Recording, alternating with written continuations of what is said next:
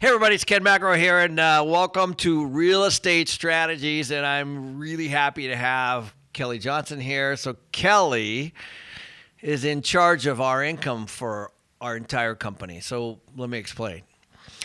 She runs all the marketing that directs all the traffic and all the rentals on every single property that we have. So when and if we pay investors, and hopefully it's when, it's a result of the occupancy that she generates. And it's a very complex thing. She's got a big team of folks behind her, most of them pretty young, like in their early 20s, and a lot of social media, a lot of blogging, a lot of Facebook, a lot of Google, and so everything's really changed. It's very, very interesting how much it's changed.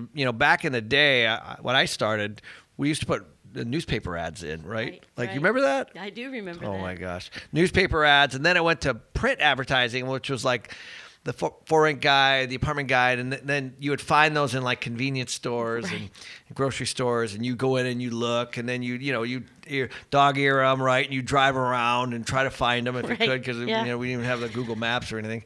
Now, all that's gone. Mm-hmm. All those companies have gone online, some successful, some not. And the landscape's really, really, really different. It's funny, people still use the term yellow pages, but nobody uses them on the internet, right? Isn't that interesting? Yeah, or we say things like, well, let's get an ad. And that used to mean go into the newspaper or an apartment guide, and, it's just Or you remember, so here, I just thought of this, but you remember those AAA plumbing? Because you wanted to be the first one under a plumber, right? So you name your company that. That's so true. That's all super irrelevant now, right? Yeah. So we're going to learn a lot from Kelly. She's done a wonderful job of keeping our properties full, and there's a lot to this, folks, a lot. And so what we're going to talk about are the 4 P's of marketing. And when you first said that to me, I was like, oh, where did I find out? This was, from me, it was in marketing class in college. Mm-hmm. I completely forgot about it. Yeah. But it still holds true today, which is product, promotion, price, and people. And so we're going to walk through those things. And welcome. Thank you. Thanks for having me. Yeah. Super fun. So where do you want to start? When it comes to the 4 Ps, I feel grateful that somebody taught me this a long time ago in terms of how to evaluate the 4 Ps to make good marketing decisions. Marketing dollars can fly out the window and get spent really, really quickly without analyzing. What do you do first? Everybody wants to spend money on advertising, and they want to drop the price. Right. And the truth is that those are easy things to do, but really expensive. Well, we did a couple of videos on that with you. They were great. One's a Marketing 101 for free, and the other was Marketing 101 for paid. Very different. There's a lot of things that you definitely want to do that are free, and there's a lot of things that you definitely want to do that are paid, and it's not universal. And one of the things that I've found is, as our company has grown a lot, that these advertisers, they're all over us. Like hawks. All the time. Yeah, they want your money. Advertise here, advertise here, advertise here. One of the nuggets that you gave me in that video, me personally, was not to do long-term agreements, right? Mm-hmm. Which is, I never really wrapped my head around that, but it's true. How do you know something's going to work? Mm-hmm. You know what I mean? Yeah. Yeah. And if you're not getting traction from it and you're locked in for 12 months, that's just, it's money that you're flushing down the toilet. And I can't stand it. I can't stand not seeing results from everything that we do from an advertising perspective. So true. So let's first talk about people, one of the first P's, because I've watched you, you moved here from Cincinnati, Ohio. Mm-hmm. Cubs fan. Just kidding. But when you started here, you systematically, this is years ago, put together your team, mostly of millennials, and these folks are smart. Really smart. Oh my heavens. They're out doing all this social media stuff, and we have this movement going on with our social media that's created this transparency and this awareness in all our communities on who we are as a company, more so than it goes way beyond just paying rent, right? It's really cool. So let's talk about how you put together your team, because they're very impressive, every one of them. They are. They're, like you said, they're younger. They have an attitude. So I think what makes the team work, to be honest with you, is that I come with property management experience. So when it comes to understanding the real estate, understanding the operations of property management, I have that experience to bring to the table. They don't, which is a great combination, because what they do is always ask why. Why can't we do this? Why wouldn't that work? And I think that that's such an exciting realm to put yourself in, because if it was just the basic property management stuff that I've been talking about for 30 years, I'd probably nod off, right? Like how many times can you talk about those very simplistic things? They add a whole new element of things that I don't know. What do they bring? Like, because I know, like, I look back there, I could just tell they're cranking it out. But what do you look for when you're hiring these folks? So I want different kinds of thought processes in the room. So, for example, one of the marketing people in the room, she specializes on social media almost exclusively. And the reason that we do that is she doesn't get distracted by the other noise. So her job is to create a story around our company and around our properties and around our people. And she stays very myopic in that process. And so she doesn't get caught up in the training aspect. She doesn't get caught up in reputation. She doesn't get caught up in some of the things that have nothing to do with her wheelhouse. But we all sit in the same room together, so we learn from each other. Wow. And then that stuff starts to get woven into almost everything that we do. So while she doesn't necessarily have responsibilities in a certain department, she's still being educated. And so we're always growing. You know this about real estate. What attracts us to it the most is the fact that you learn how much you don't know every day. Right. And you get to learn something new every day. And so that's kind of the experience you can kind of see in that room. I love how you have it set up too. It's like a conference table. Yeah. It's basically a big conference table with everyone around it. So it's almost, and so everybody's super collaborative. They have their laptops up or whatever they're using. And everybody's like engaged with everybody. And so it's a really, really good way to run something. So what are some of the other disciplines around the people? So you mentioned when I got here 3 years ago, some of the things that we were doing, some of them were working, some of them weren't working. And so it was a matter of figuring out how can we as a marketing department become very holistic. At the time, we were really hyper-focused on just the digital part of marketing, which is super important. It's what makes our company so special, and it makes our marketing spend so low because we have spent so much time in that realm. What I discovered when I got here was, okay, we can drive traffic to the properties, but do they know what to do with it? Are they renting apartments? And so back to people, we really needed to hire salespeople, and we needed somebody to train those salespeople, and we needed softwares around measuring our success in training. So as a marketing department, we continue to do the digital marketing, continue to do the SEO strategy behind our websites and getting traffic. And then we hired a sales trainer who uses some of the best softwares out there to evaluate our people to make sure when there's an opportunity, we're out there training that opportunity to make sure that this person is, if they're not great at sales today, they either get great at sales through training or perhaps self-select. That's a really good point. So obviously you've done a great job on directing traffic to the property. But just like anything, Best Buy can advertise, in the newspaper, for example, and somebody can go in there. But if the people in there suck, you're going to walk out. Yeah. You're going to go to a different electronics store, right? Right. So that's the other piece that, a lot of people don't connect it to is, it's one thing. It's the same with a restaurant. Like, I've been to restaurants where, I'll always go back. Like I had a waiter the other day. I was like, oh my God, like she's got so much great energy, right, coming at you. And then the same restaurant might have somebody that doesn't. And so that individual is so important, and we're talking about people because you can have as great advertising as you want, But when they show up, if the hostess or the bartender or the waiter or the leasing agent or the maintenance guy or the manager, if they're not really trained well, it doesn't matter, right? Exactly. And you think about social media, we're sharing an experience. We want to create this picture of what kind of an experience they're going to have when they live in our communities. And if there's a disconnect between what we're advertising and what they're actually experiencing, it'll come out in Google reviews, which will kill you. Right. The customer has more opportunities than ever to let you know whether or not you're doing a good job. Right. Well, right? I love that model, actually. Mm-hmm. Like if you go on Amazon and look at one of my books or whatever, let's say, like it's the universe tells you, like, right. It's like, okay, 4 stars, 5 stars, 1 star, no stars, whatever, right? Like, yeah.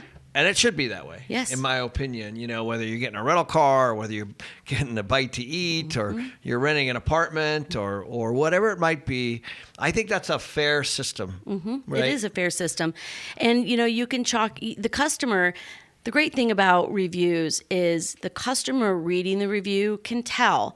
They're starting to get very savvy about people who are maybe just lashing out. It's not really true dissatisfaction. It might be dissatisfaction because they didn't get exactly what they wanted. But we're getting really good about being able to overlook that. Amazon is a great example. Yeah.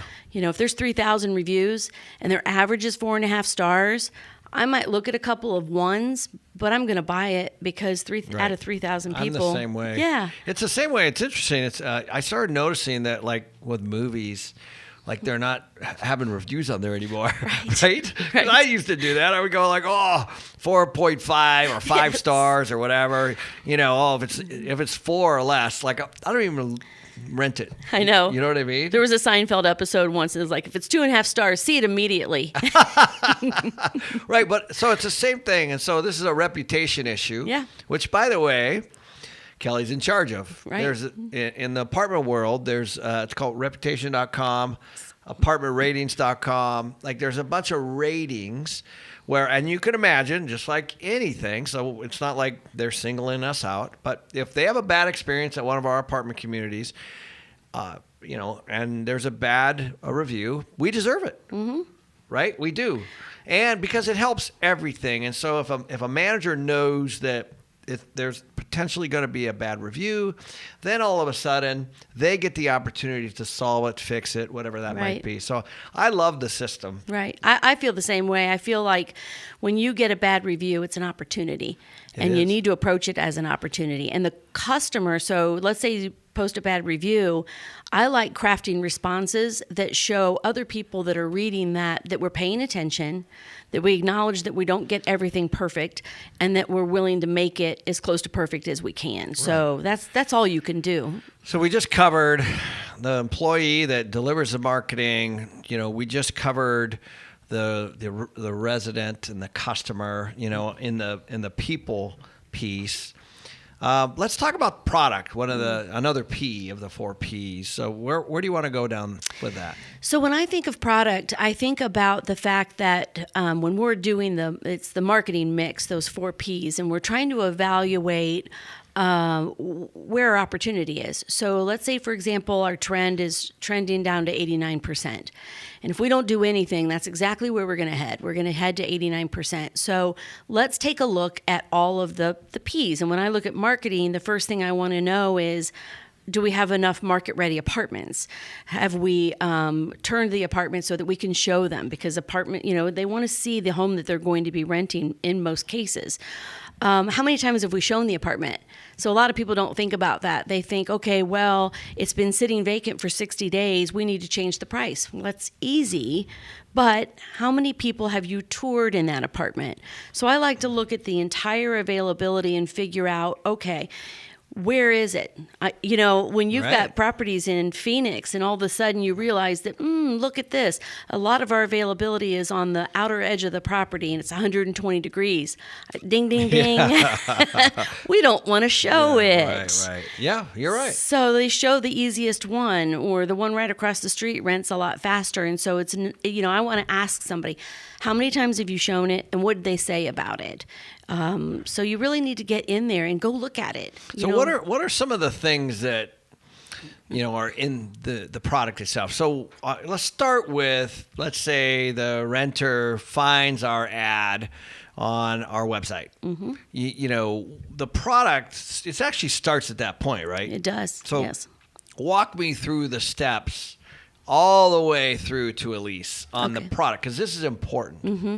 So from a product perspective, the first thing the customer is going to do is go to the website and probably click on the floor plans, which is why we have those loaded first, because they want to see, is my bed going to fit? Because what difference does it make if you have a beautiful pool if my bed isn't going to fit in the bedroom? So they look at the dimensions, they look at the floor plan.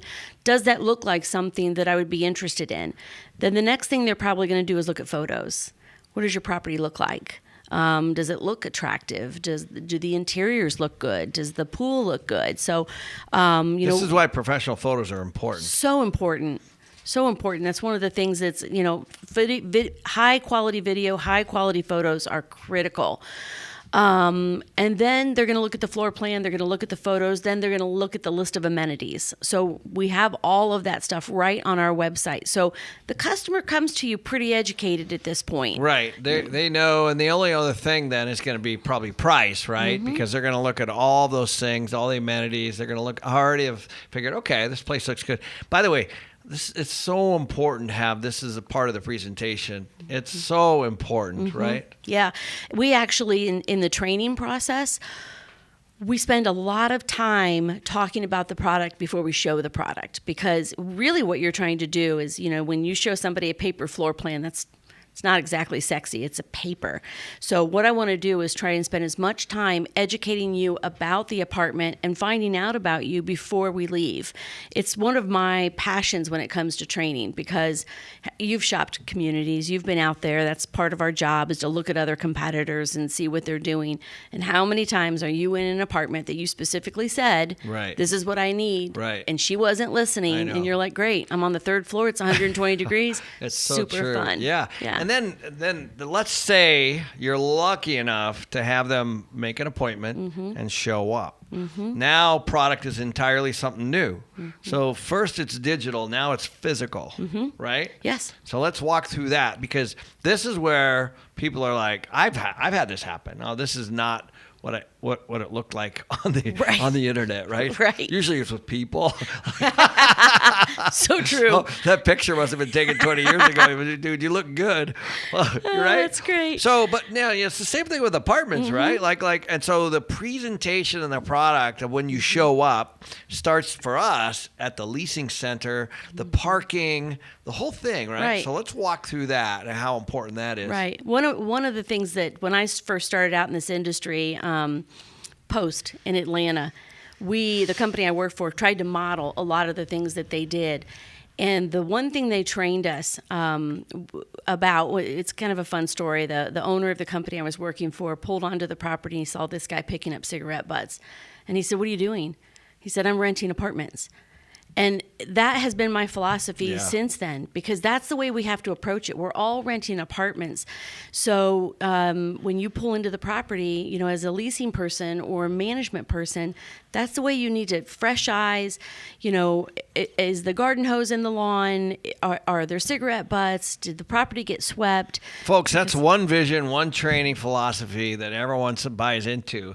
The porter, the maintenance guy, the leasing person, the assistant maintenance, the manager, the property manager, the district manager, the vice president, the CEO, the investor, all of them have to have that philosophy. Correct. All of them, yeah. Right? And so once you have one single point like that, everyone drives to it, and then everyone becomes responsible for that. It's a very important story. It really is. It really is, because if it's not, you've got one segment of your company focused on that, and then everything else falls apart, which is why the 4 Ps are so important, because the maintenance team turning that apartment has to be passionate about the fact that apartment has to resonate with somebody. When they walk in, it has to smell good. It has to feel good. It has to be clean. And as a leasing person, you have to see it. Oh, I know. I remember, there's been multiple times. I've toured thousands of units. They're like, Oh, yeah, here's the key. Yeah. It's down there on the left, right? Yeah. So you're walking and you're trying to figure it out. You stumble around the unit number. So, like, the area going in is nasty, right? You open the door. It smells like crap, right? The lights are off. Right, and they're like, "Oh, I don't know why they didn't. We showed one unit today." I'm like, "Oh my gosh!" Right. Versus, it's very simple. We're going to try to rent these 2 units today. Right. We're going to open them up. We're going to turn the lights on. We're going to turn the air conditioning on. We're going to make sure that they're, if it smells, we can deal with that. Yep. Maybe even put some light furniture in it, to help or whatever it might be, right? I mean, we used to even do cookies. Yeah. We would literally bake cookies in the oven. Yes. And then that smell would be there all day. Those are things that you can do, and they don't cost very much. We have a thing called a sparkle bucket. And it's important that everybody understand what a sparkle bucket is. You mean MC? Like when you say we, you mean me? Well, yeah, sure. Okay. You should get in the morning and get a sparkle bucket. I probably should. What is it? A sparkle bucket is simple. It's Clorox wipes, some Windex, some air freshener, because people forget that when someone walks into the apartment, the first thing that hits them is the nose.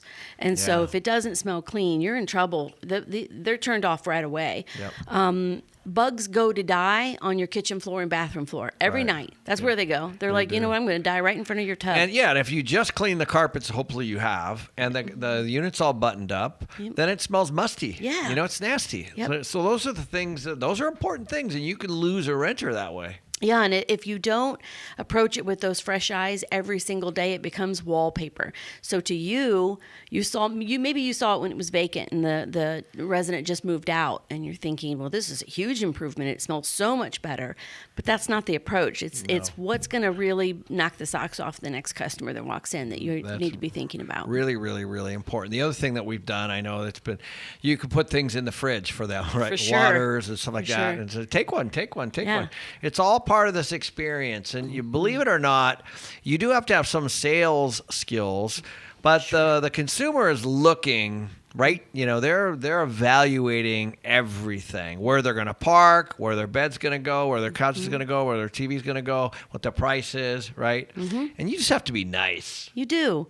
It's so true. I remember one time I was moving to Dallas, and I wasn't going to live on one of the communities that I was working with. I wanted to separate my Work from home. business. Yep. Yeah. And it was July, and my husband and I shopped 12 apartment communities. And we were about 6 deep. And I said, this is it. It's August, or I'm sorry, it was July. And I said, the first person that offers us a glass of water, we're renting from. Wow. And sure enough, that's exact. We were 12 in. And she said, would you like a glass of water? It looks like you've had a long day. And I'm like, yeah, where do I sign? Wow. Because that's really, it shows you who's going to treat you well after you sign the lease. It's true, yeah. It says a lot about the community, Okay, so thank you. We've got people, product, and we got 2 more, promo and price. Where do you want to go? So I like price because promo is about spending money again. And so when you look at the price, it's really important. I always say the customer will tell you what you're worth. If you're overpriced and you've been showing the apartment, it looks good, and people keep turning you down, then maybe there is a price issue, and it's time to step back and evaluate that. Does the apartment face the dumpster? And you just didn't even think about it. Right. It looks great. I went to one community. They said their apartment was vacant for 300 days. And I said, what? Wow. It's vacant 300 days. And she said, yeah. And I looked around. It was clean. It was beautiful, well lit. I said, I don't understand. I'm really confused. And then all of a sudden, beep, the train comes by. Oh. I mean, my teeth were rattling. And I said, oh, how often does that happen? She said about 6 times a day. And I said, okay, there is a customer who's willing to rent this apartment. But maybe discount. You create some price difference. That's exactly right. I remember there was a property that I bought, and it was a senior community, and the owners before us and the management company before us, all the units were priced the same. Well, none of this. All the vacancies were on the second floor. Surprise. Nobody caught it. I was like, oh gosh. Okay, so you know what I did? I raised the first floor. I didn't lower the second. I raised the first. So we added a $50 premium on the first floors, which, by the way, stayed full. But then the second floors filled up. Yes. So there's a way to do it to be, call it income neutral. So if you have to take a discount on a train, for example, you should be looking at, the other areas that, might not be that. And so we do that with vaulted ceilings, with square footage, with views or no views, first floors, second floors, yards, you name it, right? So all that stuff's priced. We might have on a property, 100, 200 unit property, 20, 30 prices, right? You should. No special should be across the board. I think this is something that a lot of people would be super surprised about. Because you expect, two bedrooms, $1,000, a one bedroom's $800, but it's not that way on our properties at all. They're all individually priced, right? Which is why training people is so critical, because when I interview people, I always ask, so when it comes to buying something, do you think people will either buy it or not? And if somebody says, well, yeah, I have no skin in the game, it doesn't matter whether I say anything, they're either going to like the apartment or they're not. And I'm like, no.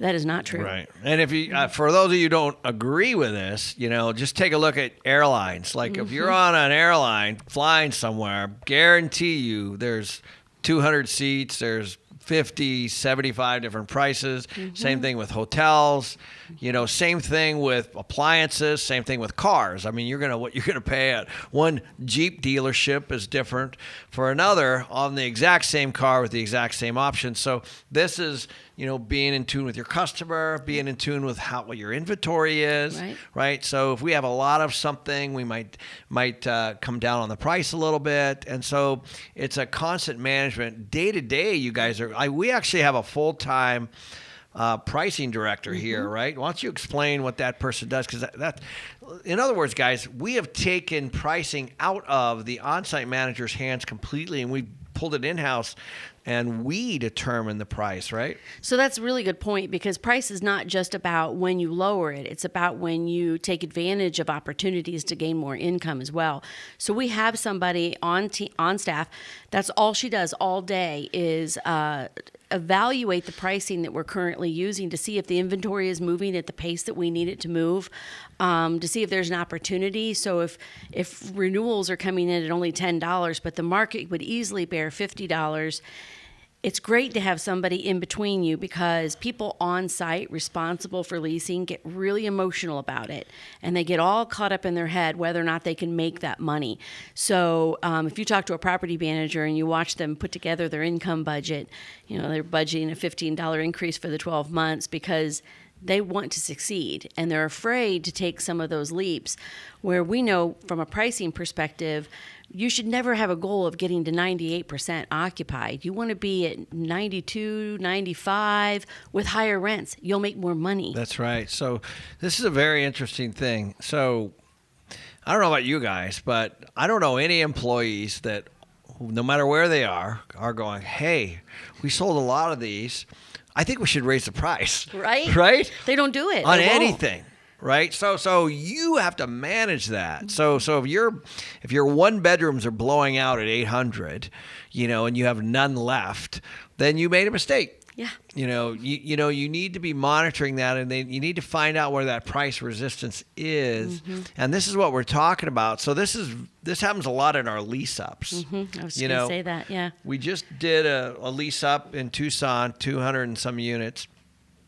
And at the end, when the dust settled and we filled up, the every single unit that we started off on day one was significantly lower than when we stopped, and not a problem, because you got to start somewhere. But what they did is they were slowly testing the resistance, and so at the end, call it a year later, which was actually in this case it was less than a year, we knew, okay, this is where the market is for one bedrooms, two bedrooms, three bedrooms. And then we could take a look at the ones that we rented a year ago, and we could bring them up to market. So we have almost a value add on a property that was brand new, right? Right. And it's so important to never do anything across the board. You think about people, they want to run a month free. Well, my direction is let's do a month free on this particular floor plan. And when you rent 4, call me. Yeah. Because we're pulling back. Right. We had a lease up with only 12 3-bedrooms.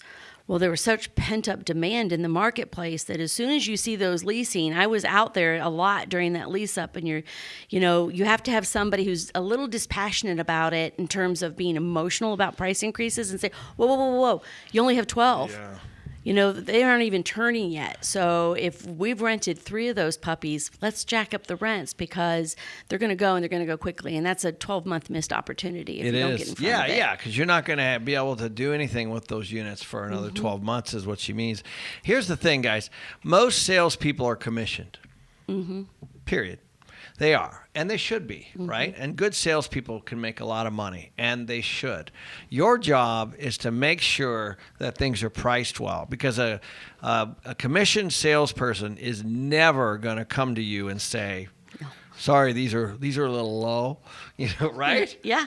I remember when I was young in this industry and I worked on 600 apartments and we turned a third of the property in 4 months every year. Oh, wow. And I love, you can imagine somebody said, I'm going to pay you to talk. And I'm like, what? It's a perfect job for me. And I loved renting apartments. And I remember them saying, hey, we need to raise the rents on these. But they're always highly occupied. I almost cried. I'm like, what? Yeah. Why would you do that? Right. Because it meant one less hairdo. So true. I couldn't afford it. But I didn't see the bigger picture. And that's another piece, I think. MC Companies gets that really right. If you've ever gone to one of our budget retreats, you see that our managers really see the bigger picture. And so there's not a whole lot of resistance when it comes to pricing here because they all understand the end game. They understand who we work for. We work for our investors. And so it's don't treat it like it's your money. Treat it like it's the investor's money. Right. Make those good decisions. Good. Okay, 4th is promo. Marketing. So where do you want to go on that? So when it comes to promo, we just did a couple of great videos, and people can check that out to figure out where they want to start with their marketing. Where would they go? I think they want to go to your website and look at that free first. KenMcElroy.com? KenMcElroy.com. And we also have mccompanies.com, right? Those are 2 things. You can go, they're free. You can go look at those and take a look. Yeah. Right? You can look at our website and how we market our apartments. It's the #1 source of traffic for us. So our websites work. We get about 60,000 unique visitors every single month. So you think about the fact that, let's say, we have to rent, say, 200 apartments a month. We're getting an average of 3,000 unique visitors to the website. So it really churns the rentals that we need. Think about those numbers, guys. It took a long time to get there. It did. Okay, so we rent about, is that right, about 200 units a month on the average? That's about, yeah. Okay. And so we generate 60,000 unique visits a month to cover 200 rentals. It's an important statistic for all of you that are analytic. I mean, this is really, really important. This is what we follow. We want to know how that's working. Yeah. We want to know the open rates, the click rates, the rental rates, all that, all the money that you start with or free, all the way is tracked all the way through to the rental. Right. Right? So we want to know how many people are going to the website. From the number of people going to the website, how many call us, how many email us, how many show up physically, and then obviously the conversion from the show up to the actual lease.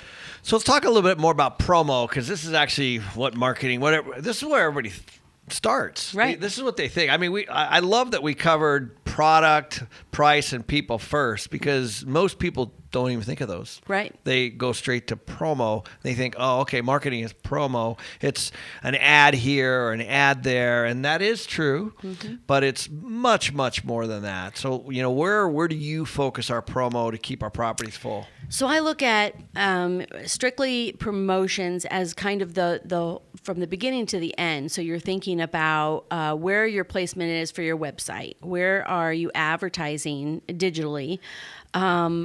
Your signage, because that's part of it. Because if we talk about, drive-by traffic, so your signage is a critical piece of that. What do we need to build around that? Collateral. We're responsible for all marketing material. And that was a big change for MC to get people to understand like the marketing material needs to come from the marketing department because we need to protect our brand. We need to make sure that when the customer sees something online, it matches what they see at the property and everything ties together so that, Coca-Cola doesn't just change their logo randomly. It's the same so that it becomes a recognized brand, and that's where our focus is. So we produce all of the business cards, the floor plans, the brochures, anything tactile that you would use, it has to come from the marketing department. So those are all things that we take care of in-house. And then after those pieces are in place, so let's say if we bought a new piece of real estate, we would start with all of that. And then we'd figure out what their needs are in terms of spending money to drive traffic. We might just need that great presentation for the brand, and that does the job between our website and looking good. Yeah. Well, so what I loved in a couple of those videos you did for the website, you were talking about like the different colors of fish. Mm-hmm. And so on the promo side of things, I think it's important that you understand who your customer is. For sure. You know what I mean? For sure. Like obviously, Toys R Us, Sports Authority, Target, Best Buy are very different customers, as an example. Yeah. So we have the same thing with apartments. We know that some are students, some are millennials, that are just out of school. Some are seniors. Mm-hmm. Now, we want to be careful for housing laws too. But, there are certain age groups and demographics that kind of hover and go to places, regardless of the fair housing laws, right? Yeah, I think in that video we do talk about segmenting your fish, figuring out who your customer is. And it kind of bleeds into another topic that I always find fascinating, and that is who your competitors are. So a lot of times, we'll get... maybe you'll get a package from a lender or somebody who wants to sell a piece of real estate, and they have the competitors listed out. And so if you approach it from that perspective, you might be in trouble. You might not understand who your real customer is because that's very subjective. You don't know who your customer is until you put your boots on the ground and figure out. I always say our customer tells us who our competitor is because otherwise you're making it up. You're like, well, I want to compete with that one. That's $100 more in rent. That's the rabbit we're going to chase. And it's like, maybe. Right. But the customer tells you that. If the customer comes to see you and that rabbit you want to chase, okay, now you're competitors. But it's really important to pay close attention to who your competitors are. And it is. Yeah. It is. And I love what you guys have done. Like you've basically taken all this paper advertising, individual properties doing all their own stuff to this big social media campaign. And as you guys have to know, you have to be on social media these days. You do. You have to be transparent. You have to be authentic. And it can't be all business, all sales all the time, right? We try to create a relationship with our social media channels. We manage 19 social media platforms total. And for us, I watch a lot of our competitors from that perspective. And it's interesting. Some of those really big players, I don't think they have it right. I really don't, because posting a picture of a vacant apartment, it's not sexy. Yeah. It's not I don't know really, about you, but I'm not going to share that. You're not going to like and share that. But if it's a picture about us, our people, a video about our people, our pet policy, which is really unique and powerful. Our philanthropy. We've done a lot of stuff that way. Huge. You guys have no idea, like just the philanthropy and pet policy, which has nothing to do, by the way, in leasing apartments, has driven a lot of traffic to our company and our website, just because that's who we are. As a company, we embrace philanthropy. We gave out 500 individual donations last year as a company, the employees. And, that stuff resonates. It wasn't meant to be that way, but all we do is highlight the folks and highlight what we're doing. And there are people that rent at our places because of it. There's no question. I remember I first moved here from Cincinnati, and I was in an Uber, and I was chatted up with the Uber driver because, why not? It's so awkward. Why wouldn't you? Right? Get me in an elevator sometime. You're going to hear the whole life story. But it was so much fun because I was asking him different questions, and I said, "Where do you live?" And he said, "I live in this apartment in North Phoenix." And I said, "Why did you pick it?" He said, "Because I can have my pit bull." And I said, "Wow, I thought we were the only ones that did that." And he goes, "Where do you work?" And I said, "MC Companies." And he said, "That's where I live." Oh, wow. And I was like, gosh, that's the cool thing, is that we didn't attack it from let's tell the story about apartments. We attack it from let's tell a story about lifestyle. Right. Let's tell a story about who we are as a company, and with everything that you do and with philanthropy, there's just always a great story behind it. There's always stories, guys. Yeah. And it can't be all sales all the time. You can't be, even though that's what your owner wants, that's what your investors want, that's what your boss wants, is rent. It has to be about everything else that you're doing. It's a sense of community, right? Yeah, it is. And it's about, we know that when people are brand advocates, when they like something that you do, they'll talk about you. And so when they hear about your pet policy, when they hear about the things that you do in the community, when they hear, if I'm getting my hair done, I talk about your platform. I mean, everybody, so they know you, and I talk about what I get to do in this organization, and it's like that's when it gets really good, because there's so many different things to talk about. It's not a 2-bedroom, 2-bath. It's awesome. It's a community. Well, thanks, Kelly, for the walking down memory lane on the 4 Ps, by the way. So don't forget the 4 Ps of marketing. Great strategy. It's not all about promotions, guys. It's about all 4. And thanks for watching.